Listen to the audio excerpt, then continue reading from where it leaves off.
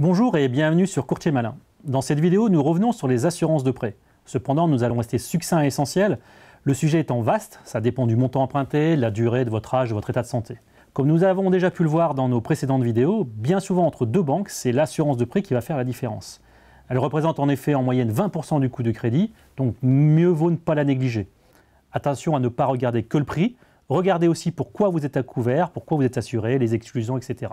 D'ailleurs, le législateur l'a bien compris, il permet maintenant aux clients de changer d'assurance, même en cours de vie du prêt. Les garanties proposées par la nouvelle assurance doivent être au moins équivalentes à celles de la banque. Depuis le 26 juillet 2014, le souscripteur d'un crédit immobilier a 12 mois à compter de la signature définitive de l'offre de prêt pour trouver une assurance alternative à celle de la banque. C'est la loi Hamon du 17 mars 2014. La loi Sapin 2, en cours de vote actuellement, devrait rendre cela possible chaque année. Une fois la loi Sapin 2 votée, nous mettrons une vidéo en ligne sur comment changer en pratique d'assurance emprunteur avec les modèles de courrier.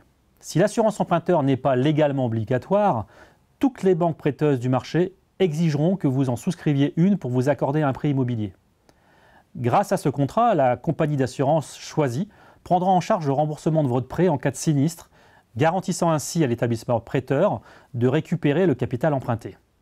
L'assurance décès invalidité est le niveau de garantie le plus bas qui sera exigé quel que soit votre profil et la nature de votre projet, à savoir l'acquisition d'une résidence principale ou une résidence secondaire, voire un investissement locatif.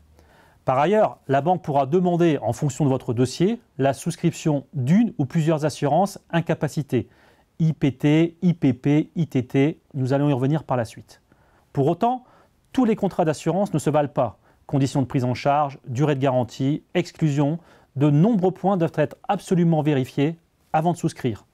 Attention, l'assurance est un sujet très sensible car cela touche à votre santé. Si vous avez un problème de santé, il va devenir très difficile de changer d'assurance, voire de vous assurer. Le plus simple est de passer par un courtier en assurance. Les courtiers en financement ayant souvent les deux casquettes et de comparer des choses comparables. La différence majeure réside dans le mode de calcul de la prime. Soit la prime est calculée sur le montant emprunté, soit elle est sur le capital restant dû. Les banques avaient, on peut commencer à parler au passé, tendance à travailler bien évidemment sur le capital emprunté. Attention toutefois, passé un certain âge, autour de 40 ans, le contrat groupe de la banque peut être plus intéressant qu'une délégation d'assurance. Un exemple chiffré sur deux contrats équivalents. Comme vous le voyez apparaître à l'écran les chiffres, sur un capital emprunté, le coût de l'assurance est de 14 000 €. Sur le capital restant dû, le coût de l'assurance est de 7 575 €, soit quasiment du simple au double pour la même chose. Autrement dit, 6 425 € d'économie, soit plus de 6 mois d'échéance de prêt.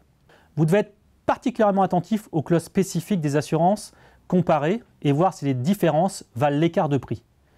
Bien choisir le type de contrat en fonction de la couverture que vous souhaitez obtenir, assurance décès seul, PTIA, perte totale et irréversible d'autonomie, IPT, invalidité permanente totale, ITT, incapacité temporaire totale de travail, IPP, invalidité permanente partielle et éventuellement la couverture assurance chômage. Une fois que vous avez choisi la formule la plus adaptée à votre situation, il vous faut comparer les propositions des compagnies d'assurance. Le montant des primes d'assurance est bien sûr un point essentiel. Toutefois, d'autres conditions peuvent entrer en ligne de compte dans votre choix. Voici les 8 points à vérifier avant de souscrire.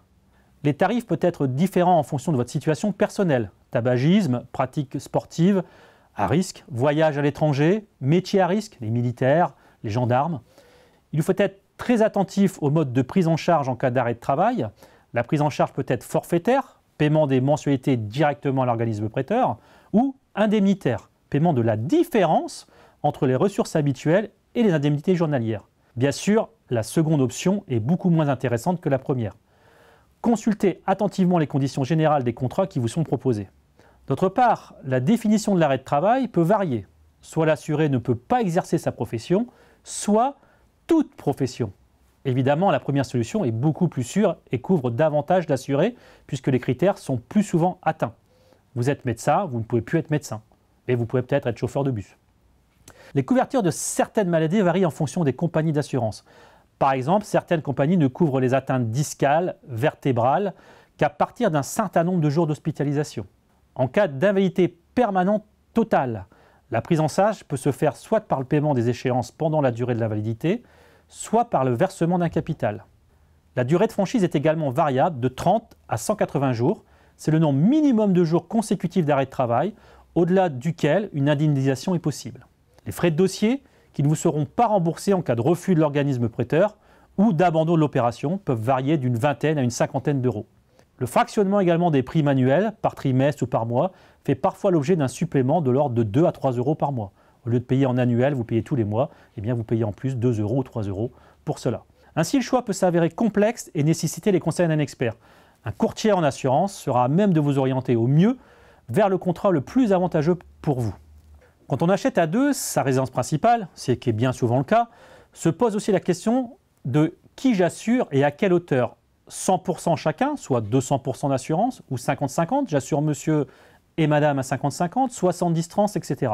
Il n'y a pas de règle. Vous comprenez bien que le plus vous assurez, le mieux le banquier se porte. Mais bon, l'assurance de prêt n'est pas une garantie de paiement du crédit. L'assurance ne joue qu'en cas de problème de santé et ou de décès. Vous savez que le banquier gagne sa vie aussi sur l'assurance. Donc même s'il n'a pas le droit de changer son taux en cas de délégation d'assurance, puisque c'est la loi, il ne vous fera pas forcément la meilleure offre si, de suite, vous lui dites que vous allez déléguer l'assurance. Cela veut dire que bien que dans une relation de confiance, crédérer, faire crédit, il va peut-être falloir mentir, entre guillemets, à votre banquier en début de relation. Tout accepter et, un mois après le déblocage du prêt, lui demander de changer l'assurance. Vous pouvez retrouver sur notre site Courtier Malin des modèles de courrier vous aidant à changer d'assurance. Dans une prochaine vidéo, je vous expliquerai plus en détail comment changer en pratique d'assurance emprunteur. Et vous retrouvez bien évidemment tous nos modèles de courrier sur notre site. À très vite dans nos prochaines vidéos sur Courtier Malin.